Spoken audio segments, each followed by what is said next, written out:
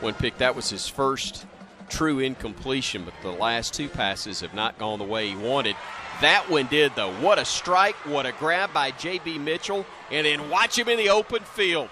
Foot race, cut back, touchdown Thompson. J.B. Mitchell, his 8th touchdown of the year, closing in on 1,000 yards receiving also, and the Warriors regain the lead just like that. A little bit of everything on this play, right? Tightrope in the sideline, keeping your feet in bounds, pulling it in.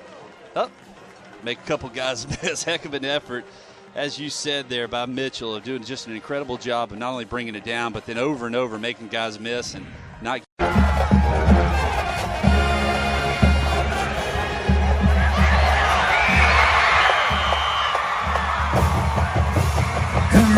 To J.B. Mitchell for the touchdown.